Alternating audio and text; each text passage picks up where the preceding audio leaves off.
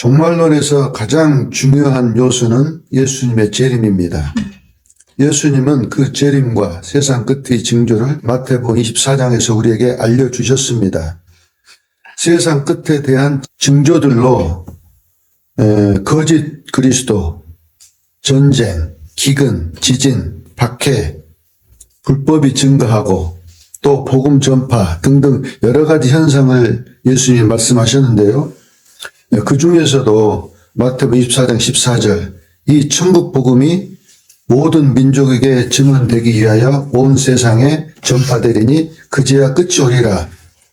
이 복음 전파에 대한 징조가 가장 확실하게 재림의 때를 우리에게 말해준다고 할 수가 있습니다. 그리고 이제 이 말씀과 관련된 성경 구절이 로마서 11장 25절 형제들아 너희가 스스로 지혜 있다 하면서 이 신비를 너희가 모르기를 내가 원치 아니하노니 이 신비는 이방인의 충만한 수가 들어오기까지 이스라엘의 더러는 우둔하게 된 것이라. 그리하여 온 이스라엘이 구원을 받으리라. 이 말씀처럼 이방인의 충만한 수가 들어오기까지의 그 의미는 복음이 이제 땅끝까지 전해져서 구원받은 그 이방인들이 충만한 수가 되었기 때문에 현재 이스라엘의 구원의 복음이 들어가고 크리스천들이 그 이스라엘에서 생겨나고 있다는 것입니다.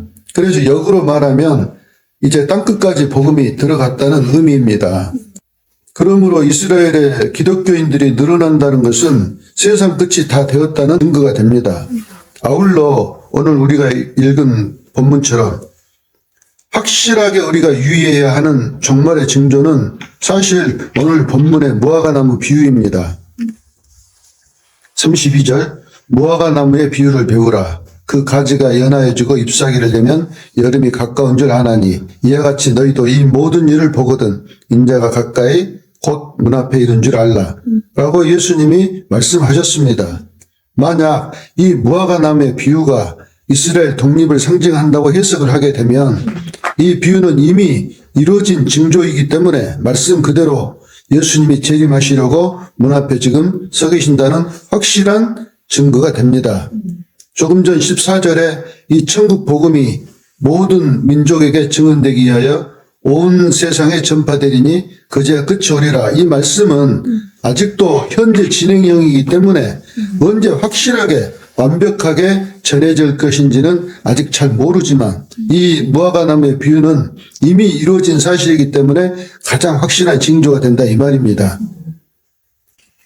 계시록에 대한 세대주의적 해석과 다이미 선교회 같은 시한부 종말론자들이 만들어낸 많은 피해가 큰 현대 교회사에 있어 왔기 때문에 목사들이 강단에서 재림에 대한 설교를 대부분 기피하고 있는 것이 작금의 현실입니다.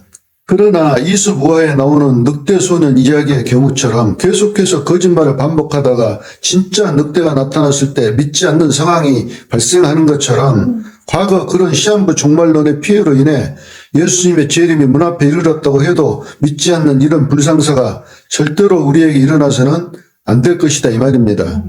그러므로 무화과나무의 비유가 이스라엘의 독립을 상징한다면 이 시대는 확실하게 성도들이 예수님의 재림을 바라보며 살아가야 하는 시대가 되는 것입니다.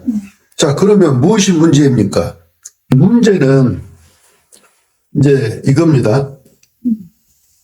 예수님이 무화과나무의 비유를 말씀하실 때 그냥 자연의 이치에 따라서 무화과나무가 그 가지가 연하여지고 잎사귀를 내면 여름이 가까운 것처럼 거짓 그리스도들이 설치고 곳곳에 기근과 지진이 일어나고 그러는 가운데 또 한편으로는 복음이 세상 끝까지 전해주는 그런 일들이 보여지면 예수님이 문 앞에 서 계신다고 그렇게 막연하게 단순한 비유로 말씀을 하셨는가? 아니면 이스라엘이 로마군에 의해 완전히 멸망당하고 나서 2000년 가까이를 나라를 잃고 세계 곳곳으로 흩어져 헤매다가 1948년에 다시 이스라엘 땅으로 돌아와서 회복될 것을 염두에 두시고 예수님이 하신 말씀이냐는 이 문제입니다. 지난번에도 말씀드렸듯이 공부를 많이 하고 점잖게 고상한 지식을 가지고 설교하는 대부분의 무천년주의 목사님들은 개인 종말을 중요시하고 우주적인 종말, 즉 세상 끝에 일어나는 종말과 재림에 대해서는 아주 소극적인 자세를 가지고 있습니다. 또 한편에서는 무화과나무 비유를 이스라엘 독립과 연관지어 해석하는 목사들이 있는데요. 그 대다수가 환란전 휴거 또는 전천연설을 지지하는 경향이 있습니다. 이분들 중에는 신학 공부보다 기도하는 것을 더 좋아하는 그 기도파 목사들도 많이 있습니다. 뭐 다 그렇다는 것은 아니고요.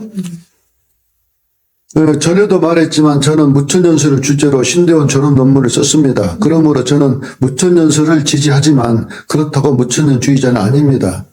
무천연주의자는 아니다 이 소리입니다. 네. 공부를 많이 하는 것도 중요하고 기도하는 것도 중요하지만 신실한 마음으로 예수님을 주인 삼고 본사에 주인 되신 예수님께 충성하는 삶을 사는 것이 훨씬 중요합니다.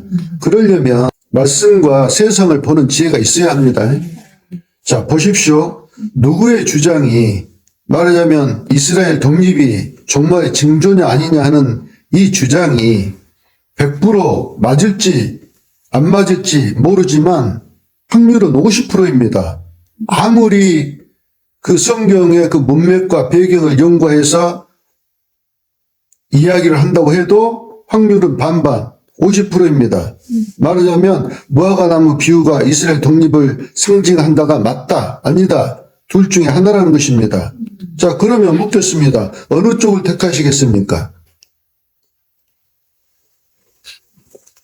50%의 확률은 그러나 매우 중요한 포인트입니다.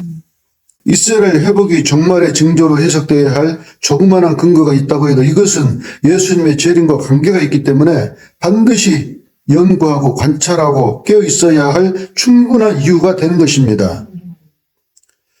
구약에서 예수님의 초림을 집중적으로 이렇게 다루고 있다면 예수님의 재림은 신약의 핵심적인 메시지이며 신앙의 궁극적인 목표입니다. 예수님의 재림을 통하여 이 땅에 시작된 하나님의 나라가 완성이 되며 영원한 나라, 새하늘과 새 땅이 시작되기 때문에 이 세상에 주어진 앞으로 남은 미래의 시간 속에서 이 재림보다 중요한 사건은 없습니다.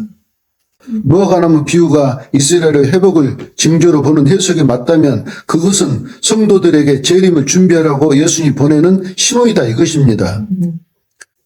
만약 이스라엘의 회복이 종말의 징조가 아니다고 어떤 목사들이 이렇게 주장한다면 그 주장은 아주 위험한 것입니다.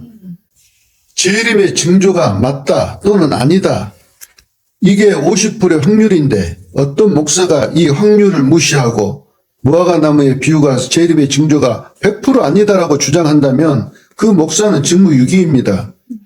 무화과나무의 비유가 재림의 징조가 아니다라는 이 주장을 강하게 할 경우 성도들은 이스라엘의 회복이 종말의 징조가 아니라고 생각해서 재림은 아직 멀었다라고 생각할 것입니다. 재림에 대한 경각심을 놓치게 될 위험이 존재한다 그 말입니다.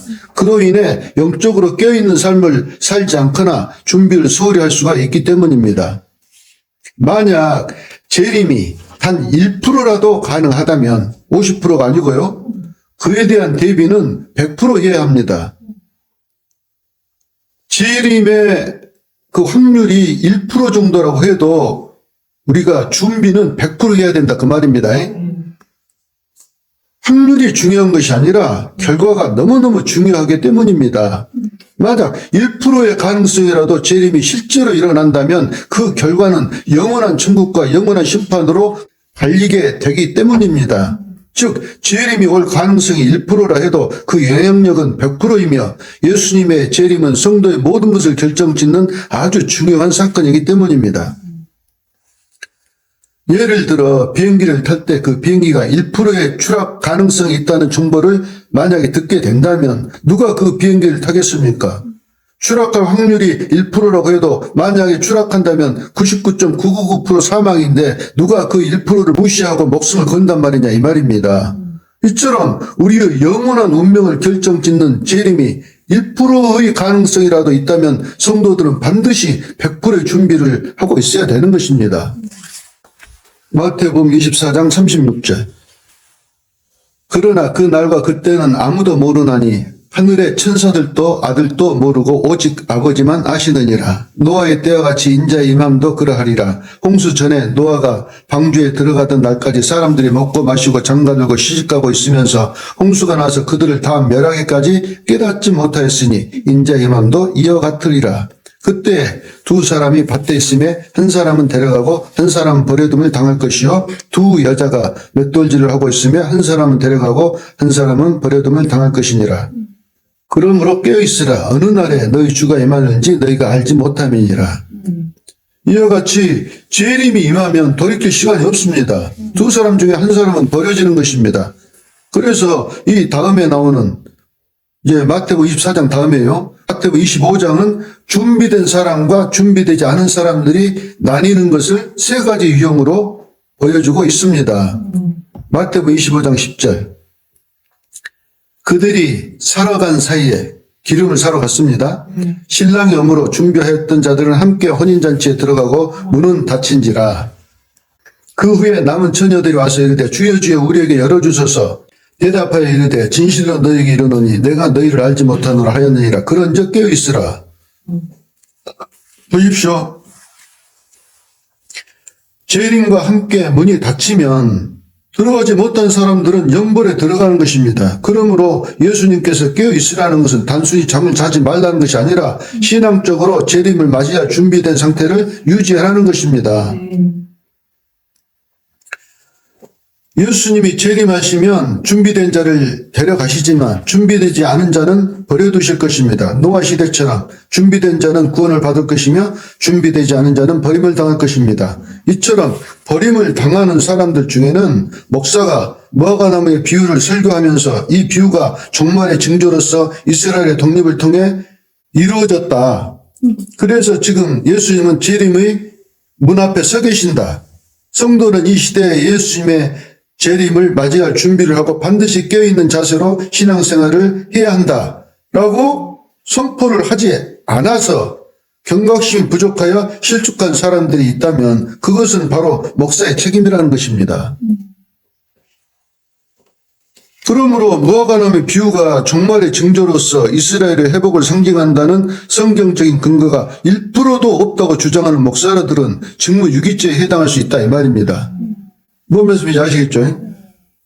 마태복음 24장 44절. 이러므로 너희도 준비하고 있으라. 생각지 않은 때에 인자가 오리라. 충성되고 지혜 있는 종이 되어 주인에게 그 집 사람들을 맡아 때를 따라 양식을 나눠줄 자가 누구냐? 주인이 올 때 그 종이 이렇게 하는 것을 보면 종이 복이 있으리로다. 아멘.